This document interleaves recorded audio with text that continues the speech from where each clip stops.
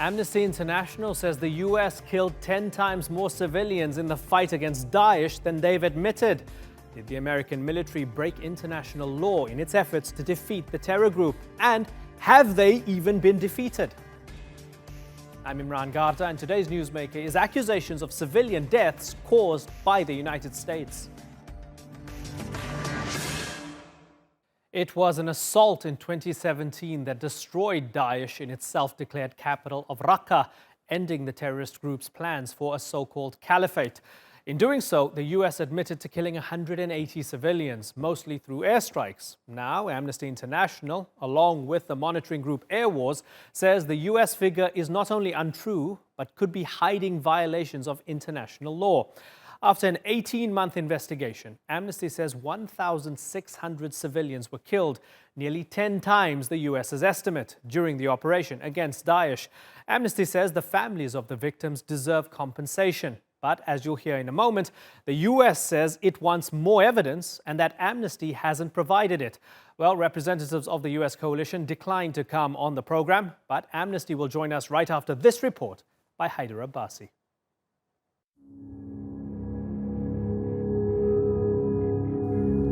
This is Raqqa, a city in ruins. In every direction, there's devastation. But who's to blame? Unlike elsewhere in Syria, very little of the destruction was caused by Russian or regime forces. Here, it was mostly due to the United States and its allies. Amnesty International says US-led airstrikes destroyed countless homes and, shockingly, killed at least 1,600 civilians. The US military has only admitted to killing 180 civilians, roughly 10% of Amnesty's total. We are talking about airstrikes, which should be fairly precise. So if buildings after buildings were destroyed with entire families inside, something must have gone wrong, and that something must be investigated. Raqqa was captured by Daesh in 2014. The US-led coalition began bombing Raqqa 3 years later in an operation to remove the terror group from the city. But despite the victory, Daesh remains a threat. On Monday, the group released a video apparently showing its leader Abu Bakr al-Baghdadi. After multiple attempts on his life, Baghdadi seems to have survived. Amnesty says the aerial bombardment of Raqqa was disproportionate and indiscriminate. The human rights group says the US was responsible for 90% of all airstrikes during the 4-month campaign. It says the coalition fired 30,000 rounds of artillery into the city. That's tantamount to indiscriminate strikes, because each artillery rounds will have a margin of error of about 100 meters in a city where 10 meters can make the difference between a house full of civilians and the HQ of ISIS. Amnesty says it spent months in the city collecting data and interviewing survivors, including relatives of the Badran family. Everyone seen here was killed in a coalition airstrike, according to the rights group. It alleges 39 members of the family died in the attack. It seems civilians in Raqqa had an impossible choice: leave and risk being killed by Daesh, or stay and risk being killed by airstrikes. The US-led coalition is still investigating cases of civilian deaths, but it rejects Amnesty's findings and says it took great care to minimize the danger to civilians. I would put the blame on ISIS for destroying the city of Raqqa. We liberated the city of Raqqa. The city deserves better, and we're going to try to provide that. But when liberation looks like obliteration, should the US face consequences? Haider Abbasi, The Newsmakers. Let's bring in our panel now. Donatella Rovera is the author of that Amnesty International report and investigates war crimes for the organization. In Washington, D.C., we have former U.S. military spokesman Mark Kimmett. And in Tempe, Arizona, is Abdulaziz Al-Hamza, a journalist and founder of the campaign Raqqa is being slaughtered silently. I thank you all for joining us here on the Newsmakers. Abdulaziz Al-Hamza, let me start with you. As someone from Raqqa, Do you believe that this is what happened, that the coalition recklessly killed more than 1,600 civilians in trying to defeat Daesh? Yes, of course. So my organization, Rockets Being Slaughtered Silently, reported after the battle that we documented the number of civilians and people who have been killed by the airstrike, and the number was more than 1,400. That was like only within 100 days of the battle. And later on, we discovered like too many graves in the city where people were like under rubble, and the number is like way more than that. We've been reporting that the coalition has been responsible about the death of thousands of Syrians, and I would say the last 2 years before ISIS has been defeated in Raqqa, most of the civilians who've been killed in Raqqa, they were like killed by the coalition, and the number was like the number of civilians who've been killed by the coalition has been way more than the number of civilians who've been killed by ISIS. Okay, and it's worth remembering that Raqqa is being slaughtered silently, or your group has been one of the main sources informing us about Daesh atrocities over the years, right? So you have no dog in this fight to accuse the coalition. Mark Kimmett, if it's true, General Kimmett, that the coalition, their strikes on Raqqa, in the name of defeating Daesh, killed more than 1,600 civilians, is it worth it?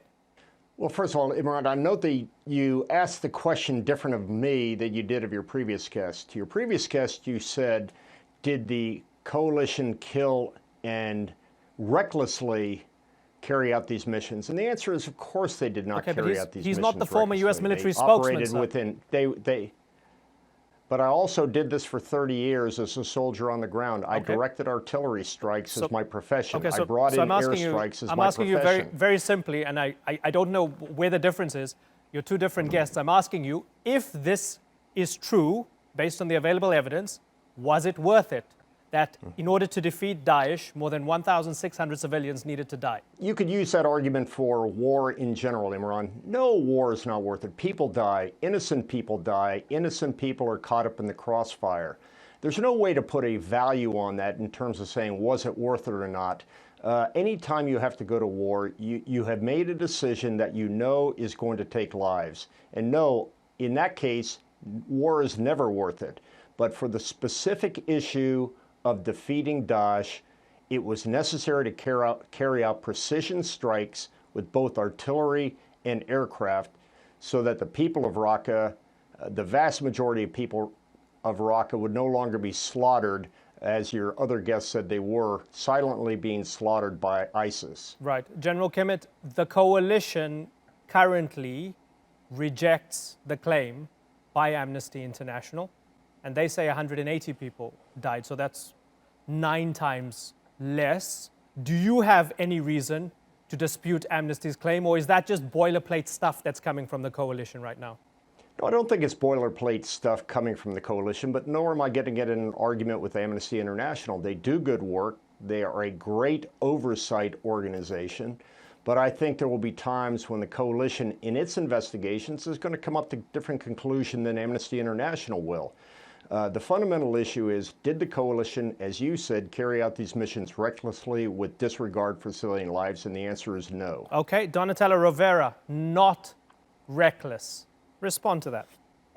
First of all, the coalition has not yet been on the ground to investigate. They don't even pretend to have been. So while their methodology says that where possible, they will carry out site visits and interviews with witnesses and survivors, they have not done so in Raqqa, even though it is possible to do so. Myself and my colleagues went to Raqqa multiple times, spent months, visited more than 200 sites of strikes, and interviewed more than 400 survivors and witnesses. So there is no impediment for the coalition to do so, and it is regrettable that they haven't done so up to now. Right.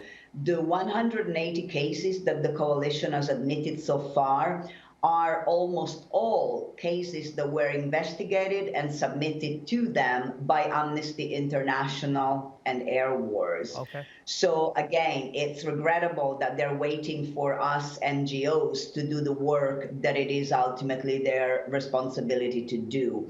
When it comes to airstrikes, I would make 2 points. Artillery is not precise, is a battlefield weapon. Each artillery shell, unguided ones, overwhelming majority of the artillery shells used in Raqqa, more than 30,000 according to the US Marines who operated from the base outside Raqqa, is the number they launched into Raqqa. And the unguided shells, each of those has a margin of error of more than 100 meters. In a city where 10 meters can make the difference between a legitimate military target and a house full of civilians, that is not the right munitions to use. Okay. It is an inexpensive munition compared to others, but it's not the right one. When it comes to airstrikes, they did use precision munitions, but precision munitions are only as good as your intelligence, and they're only as good as the resources you're willing to put in to verify the airstrikes. In many cases, airstrikes were coming in within 10 minutes of having been called by the forces on the ground, which means that very little time went into verifying the targets. And last but not least, the payload of the munition that was used was very large. Mostly what they used were your MK type of bombs, which are not your most sophisticated piece of kit. Okay. And they do cause civilian casualty way, way beyond the point of impact. Okay, so General Kimmett, let's try and address this, right? Heavy payloads. So on the one hand, with airstrikes, possibly based on bad intel. So yes, precision airstrikes, but getting the wrong people. And secondly, using artillery in densely populated parts of Raqqa are inaccurate and indiscriminate because you know they're so close to innocent civilians. Do you accept that? Well, let's first start with the artillery. Again, as I said, I did that for 30 years. I know how to direct artillery, and Donatella's exactly right. Her facts are correct. The margin of error is about 100 meters, which is why we typically don't use unguided artillery in cities. Now, in fact, what we have developed are rounds that are precision. They are guided, and they're called Excalibur rounds. Now, I don't know to what percent of Excalibur guided munitions were used in the artillery and unguided, but I would tell you that if I was an artillery observer and told to fire artillery at a target inside a city, I would know that violated the rules of engagement. So again, I don't have the complete facts, but it would strike me as very unusual if the rules of engagement allowed unguided artillery rounds into the city. Okay. Full stop. Okay. Now, on the issue of the airstrikes. Okay. Finish your point, General Kimmett. Go ahead. No, let's wait to the next one. The airstrike is a long explanation as well. Okay. No, I just wanted to add that the overwhelming majority of artillery rounds that were used in Raqqa were unguided. They were not Excalibur. That's a fact. It's not disputed. Okay. General Kimmett? If she has those facts, I can't dispute them. So I would ask the question, where was it in the rules of engagement that permitted them the use of unguided artillery in highly populated areas? I don't think that's within the rules of investigation. And if there's substantial evidence that unguided artillery was used in violation of the rules of engagement, then that should be investigated. But I think there's more to this story than is coming across in this show. Abdulaziz Al-Hamza, how do we ensure that people won't join terror groups or even rejoin a Daesh resurgence if they've had their family members killed in coalition airstrikes? Yeah, just to mention something so quickly. So when the coalition started targeting Raqqa, they were like so careful with their airstrike and their shelling, and all civilians there, they would tell me that. But later on, I think with the change of the administrations, change with the plans, they turned to be reckless.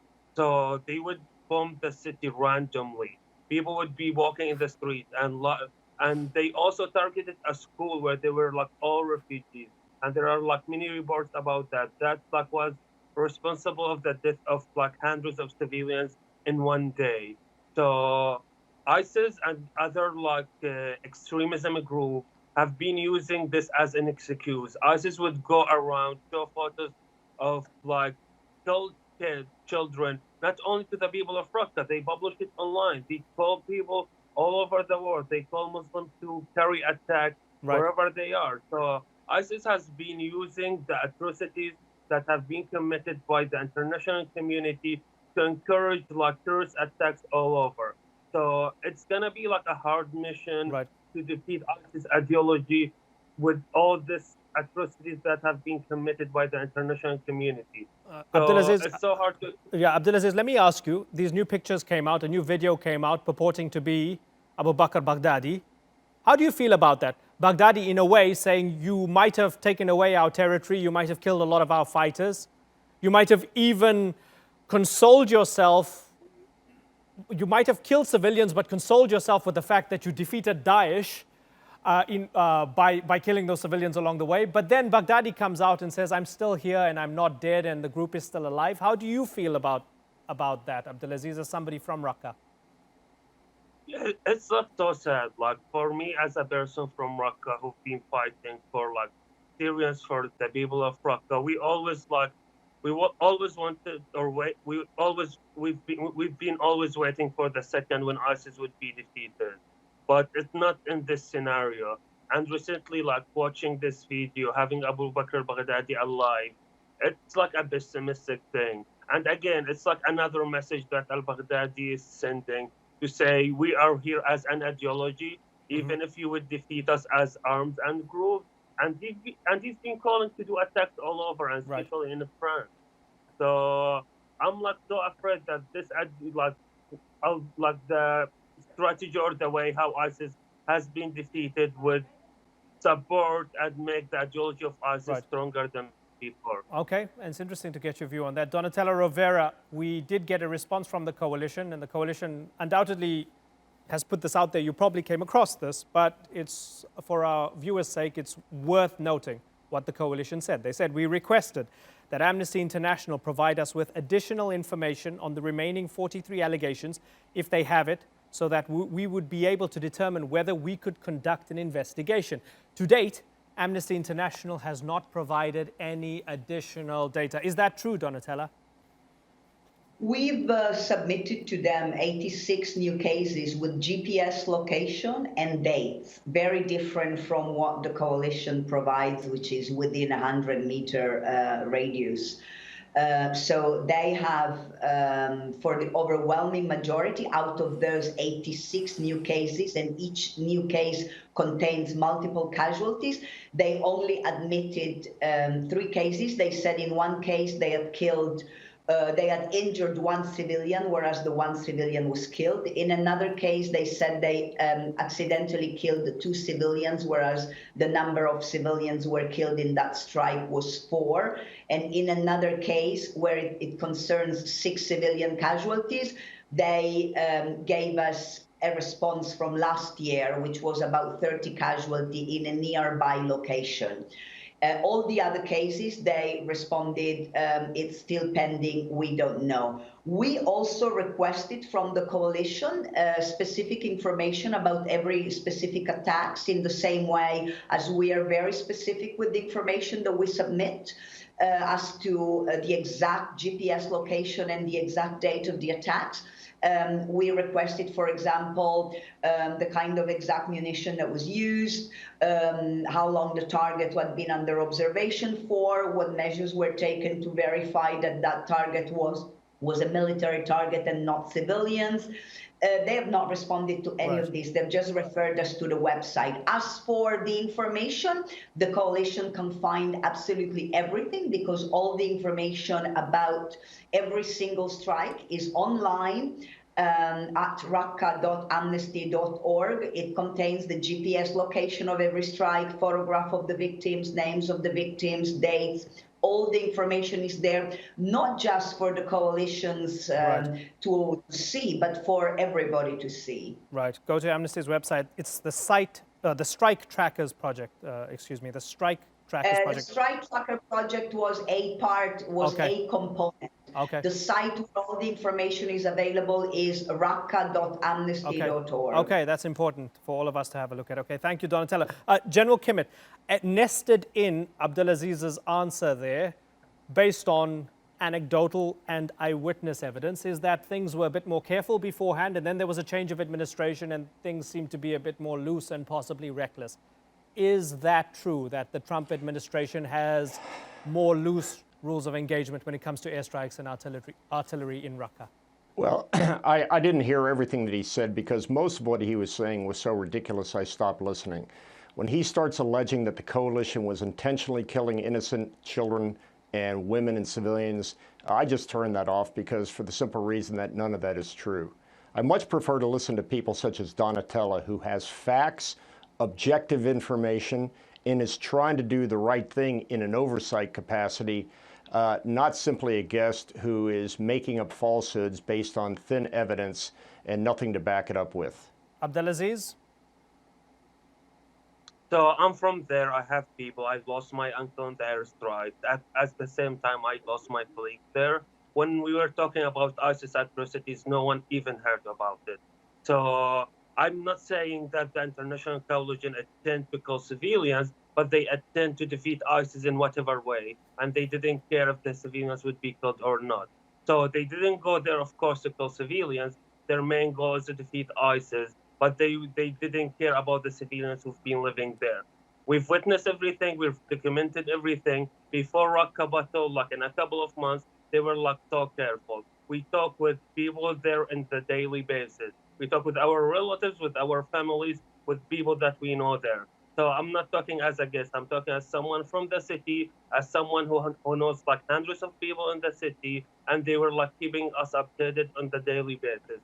So we knew that they were like so careful before the battle in a couple of months. The main goal was like to get rid of ISIS regardless of anything else. So I'm not saying they went and attempted to kill civilians, but they wanted to defeat ISIS and they didn't care about the civilians over there. Okay, I've got to wrap, but it's been an important conversation to have.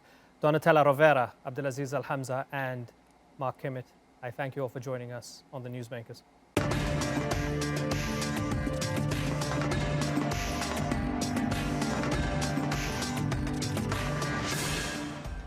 Still to come, Japan enters a new era with a new emperor. We look at what Japan's first imperial transition in modern history means for the country.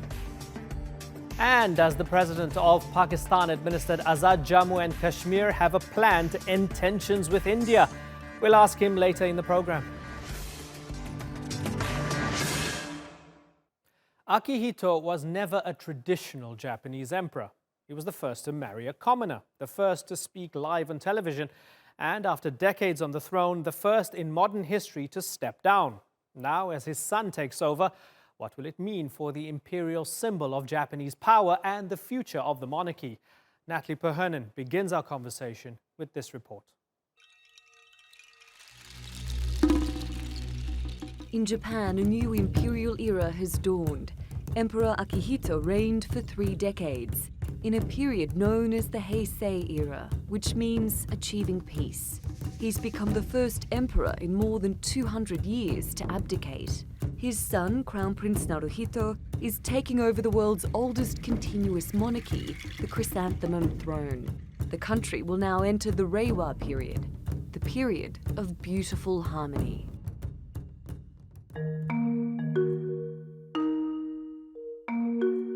When Akihito was growing up, his father, the Emperor Hirohito, had godlike status.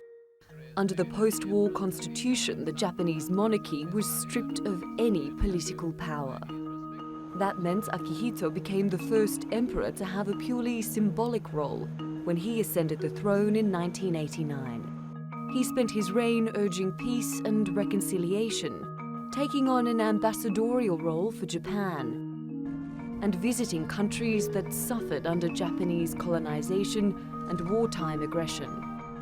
He and his wife, Empress Michiko, also became known for breaking with imperial household protocol to connect with ordinary people, like the victims of the 2011 tsunami and Fukushima disasters. His final address was short, but reaffirmed his pursuit of peace. I, together with the Empress, sincerely hope the new era of Reiwa, which will begin tomorrow, to be peaceful and prosperous. And I hereby pray for peace and happiness of people of Japan and the world.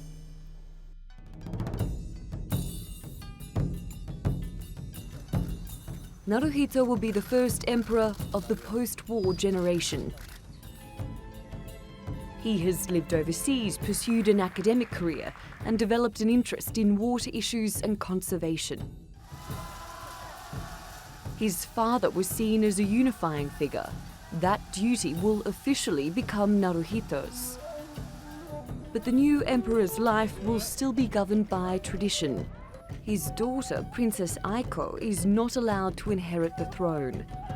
There has been debate about whether to change Japan's imperial household law, which rules out women from the line of succession. Naruhito has inherited a ceremonial role. It's now up to the monarch to decide how best to define that in modern-day Japan. Natalie Pohanen, The Newsmakers. Well, joining me now is Konstantin Vapores. He's met the Crown Prince, written extensively on Japanese history, and is the founding director of the Asian Studies program at the University of Maryland.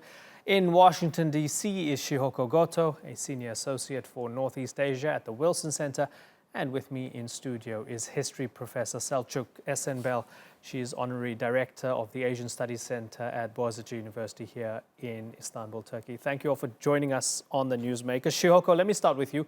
Is this a big deal?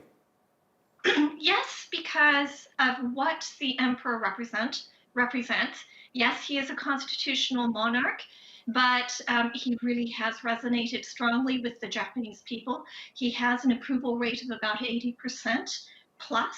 He has come to the Japanese people at a time of great suffering during natural disasters in particular. But no, because he is a constitutional monarch. He doesn't set any political agenda. He doesn't set any rules. There is no real any shift, but it's really a psychological shift in Japan. Just one thing, the end of the emperor's reign literally marks the end of the Heisei era. Mm-hmm. We will now be going into a new era called the Reiwa era. So in that respect, yes, it is a big deal. Okay, it's a new era. Selçuk Esenbel. People from the outside would look in and think, for high-tech, ultra-modern Japan, isn't this a bit weird to still make a big deal of a new emperor? No, because I think that the imperial institution provided a sense of unity. According to the 1947 Constitution, of course, this is unity as a symbol. The unity between the Japanese people and their state. So it's a symbolic institution. But I think that, you know, especially looking at the history of the post-war Japanese emperor, I think that it has really evolved into a democratic institution in step with Japan's own growth as a parliamentary democracy. But how is it democratic? Really? It's democratic in the sense that I really think this new role of the emperor, as it was defined in the 47 Constitution, turned it into a kind of truly a component of civil society. In other words, the emperor became now for the first time sort of among the people. You know, he descended from this very, you know, sort of rather authoritarian role of the emperor before the war. Right. And as the head of state and all of that. But now the emperor, you know, was able to travel among the people, speak to them and so on. So I'm old enough that I remember the Showa emperor because I was a young girl growing up in Tokyo in the post-war period. And I see this evolution, this improvement, and especially with the Heisei Emperor. Right. And his very moving role in the Fukushima disaster of Japan, where, you know, he could reach out and share the tragedy and the, you know, suffering of the Japanese people because of the earthquake and tsunami. So let me take that evolution and ask Konstantin, is that true?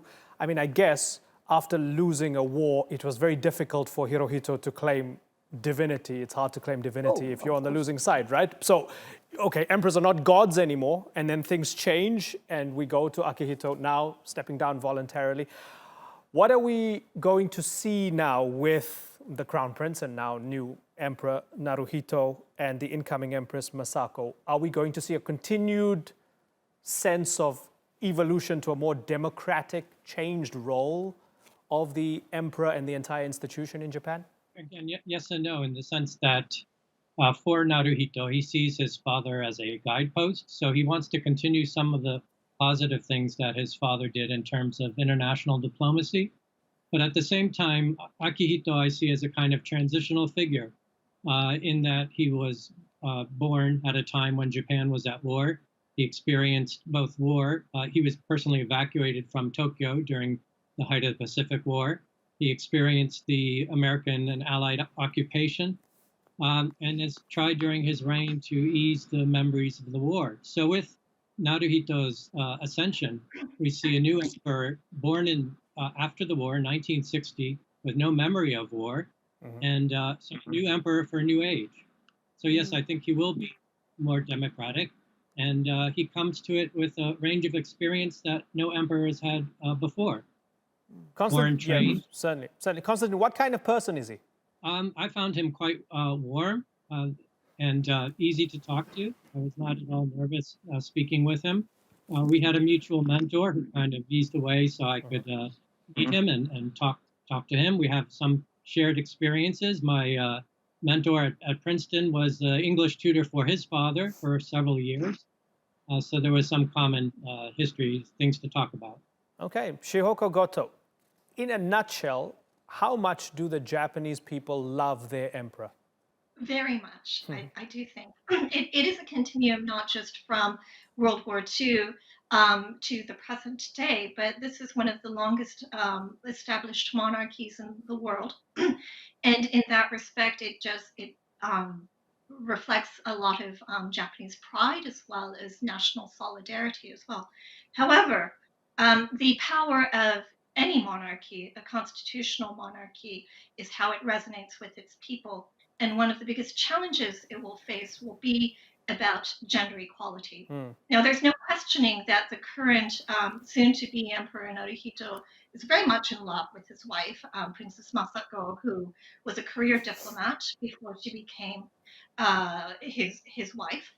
Similarly, the now former Emperor Akihito married his wife, a commoner, really out of love as well. However, as an institution, the imperial family does not allow women to succeed the throne. So we have this question already of succession.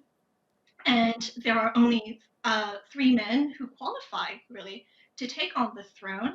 And Naruhito's only child, a girl, will not be eligible to be one of them. Right. So Selçuk Esenbel, is it ever likely that Princess Aiko, born in 2001, would be able to succeed her father if they change the law? Or will there be conservative traditionalist pushback if that was even tabled? No, I sort of would like to toy with the idea that it might be possible, but they have to change the law. In other words, the Japanese Diet has to pass a new law. Because if you look at Japanese history, really until the Meiji period, yes, most of the time men took the throne. It was a male, succession, but there's the memory that in antiquity, in ancient Japanese history, there were many, female sovereigns. After the 8th century, maybe because of the influence of Chinese, classical Confucian philosophy and so on, male descent was, succession was preferred. But this law itself is a product of modern Japan. I mean, it's not ancient. It's not, rooted in antiquity or something. It was determined in the 19th century, in the Meiji period, and mostly emulating the German tradition. Right. Because as you know, in Germany, women do not take the throne. Right. So, that's the source of it. There's nothing mystical about it, Right. it has to be preserved, really. Right. So, Konstantin, given that this gender inequality is a remnant of the very modern Meiji period, if you look at Japan's long history, is it something that they might actively try to dismantle and open up? Well, I think there was a great lost opportunity in that Naruhito and Masako were married in 1993. Aiko was only born in 2001. So that was a great concern, the time lag there. And then, of course, because she was a female, not a male, there was debate for several years. And even the prime minister at that time, Koizumi, was behind a proposal to change the law. Since that law, that never happened, it would seem extremely difficult that they would change it after the fact. So to my mind, it was a great opportunity that was lost, despite the fact that all the polls show that overwhelmingly the Japanese are in support of allowing women to succeed to the throne. Shihoko Goto, are the Japanese people at this moment in time, with all the symbolism that comes with the abdication, asking questions about what do we keep and what do we chuck out from our traditions? Yes. If you look at the Japanese media coverage today, it has been very much retrospective of the 30 years of the rule under Emperor Akihito. And tomorrow, when the now Crown Prince becomes emperor, it will be very much about looking to the future. Japan faces a number of challenges. Again, his father's era was really about that transition from wartime to peacetime, rebuilding Japan. Japan is now still the third largest economy in the world, but at the same time, it's facing tremendous challenges, not least a demographic challenge where it's a rapidly aging society. The fact that the emperor actually resigned because of his lack of confidence about his health is a very good sign. It represents something that a lot of Japanese face as the population becomes more gray. The question about Aiko and Princess Aiko and the Crown Prince and Princess having difficulties conceiving, that resonates well with the Japanese who also struggle with infertility. It also resonates with the general question about demographics. So there are issues that the imperial household can embrace. But whether they are able to or not, there are constitutional restrictions, but there's also restrictions within the agency that may continue to keep them a little bit more muzzled than their British counterpart or their Dutch counterpart. Konstantin, do you agree that it was of immense importance, symbolically at the very least, that the outgoing emperor said, I'm getting too old, I don't have the energy for this, I need to take a break? Well, here I think history is important because so much has been made of the fact that this is an unprecedented act, that is true in the modern context. But if you look at pre-modern times, there were 10 emperors who actually abdicated. Some for the very reasons that Akihito is: old age, the desire to have a smooth continuity between emperors. So I think there's a great historical continuity here. Yeah, Selçuk Esenbel, very finely.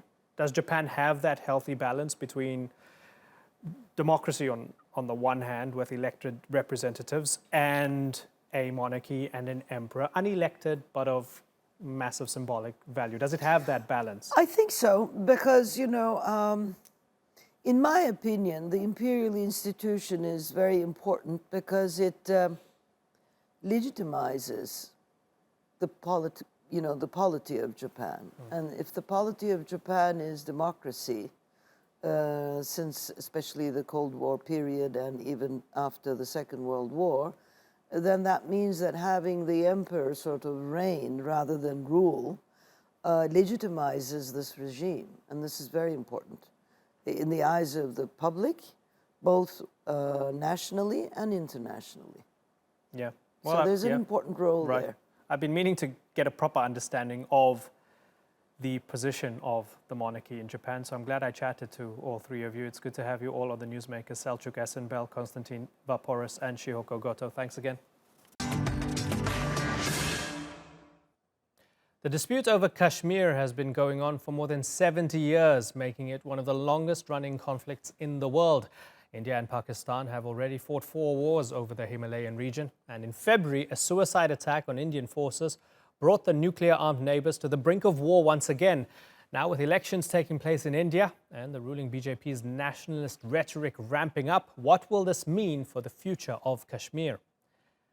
Well, to discuss this, I'm joined now by the president of the Pakistan-administered territory, Azad, Jammu and Kashmir, Sardar Masood Khan.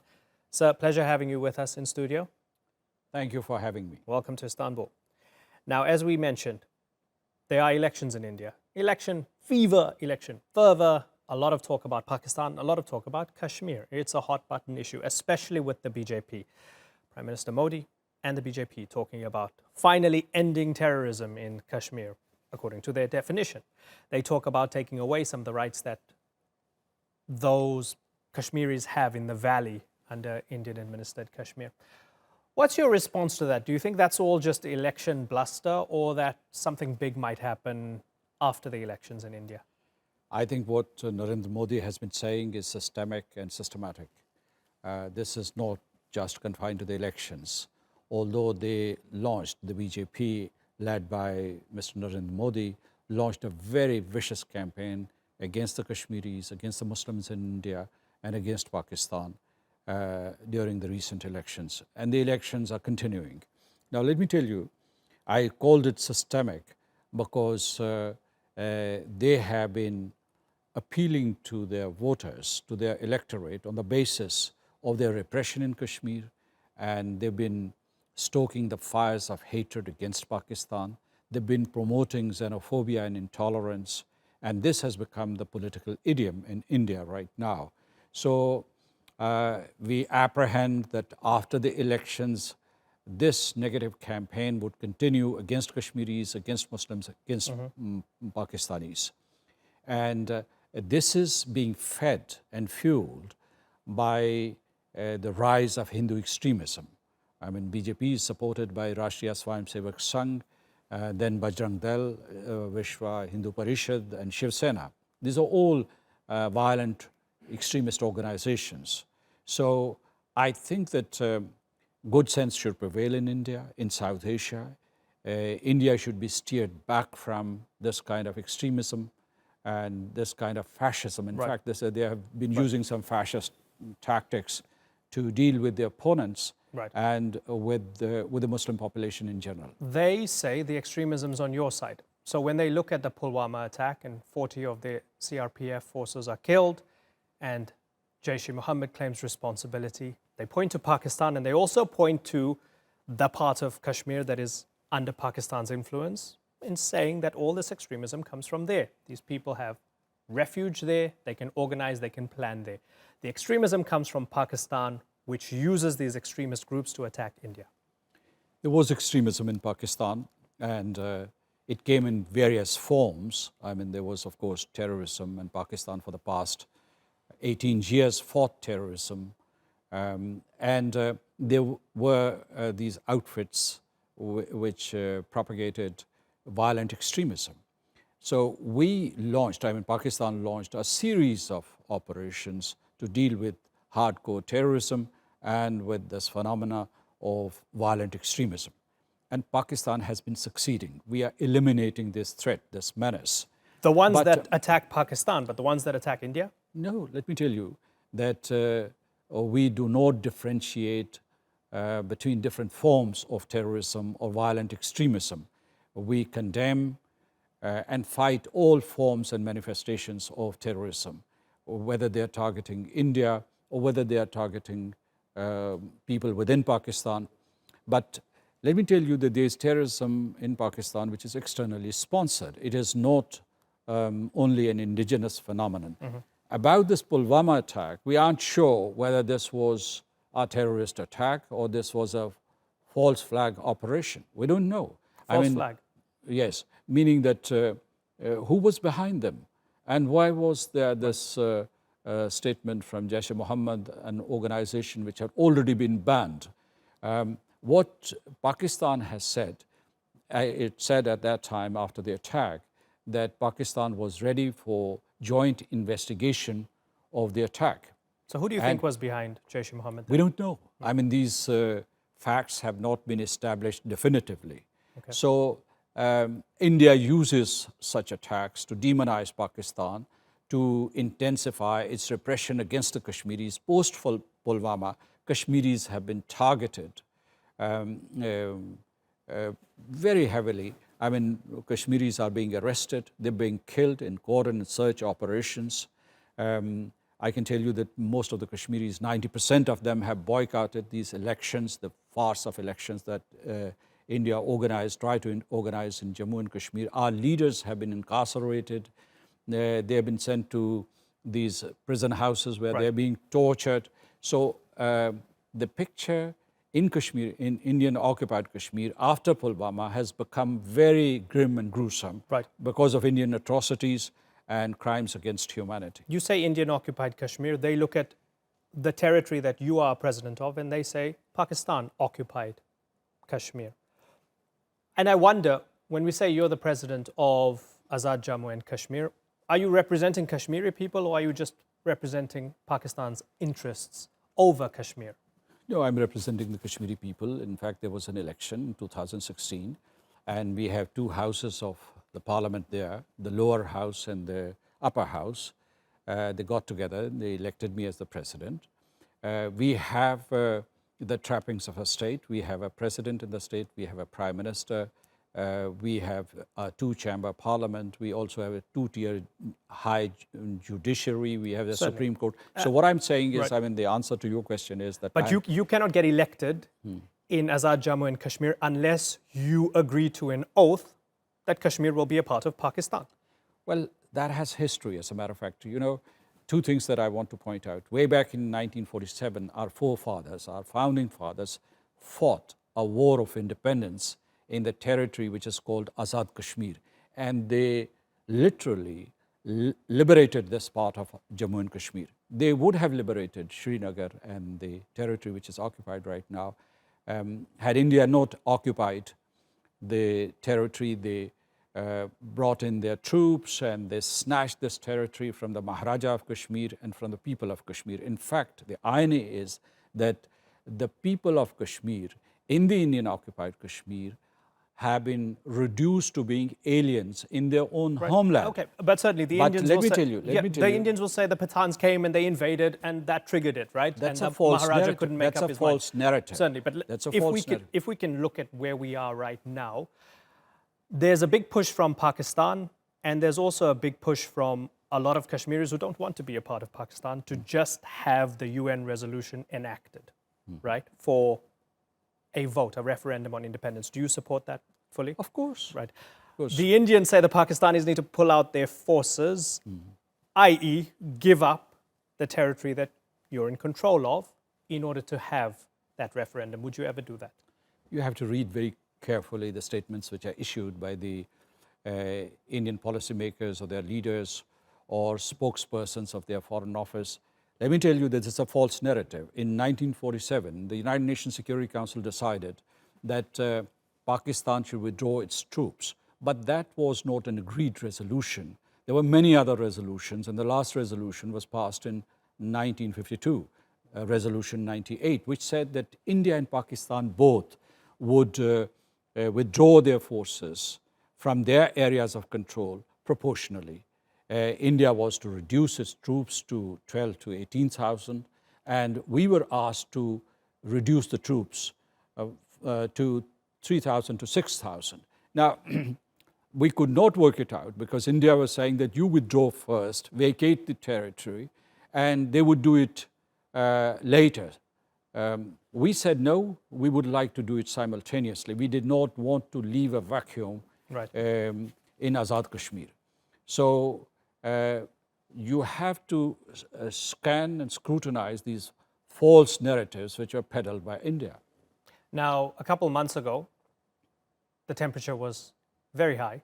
People were afraid that we might actually be at a point where these two nuclear-armed neighbors would go to war. Things have calmed down a little bit now. Where are we right now? Are we anywhere near the same galaxy as a peace deal? Well, let me tell you that everything is on hold until Indian electoral process is complete and the new Prime Minister is elected there. Only after the elections we would know who's won the elections, whether it is Narendra Modi or his opponents. We don't know. So who would you like to win? We can't make choices. We are not voters in the Indian elections, obviously, but we would not like to vote extremists into powers, xenophobes into power. We would like people who are peacemakers, who believe in peace, who believe in dialogue and diplomacy and engagement. Because now your question is that where we are right now, I'll tell you that we are in a state of limbo as far as some sort of engagement is concerned. Pakistan made some overtures, diplomatic overtures.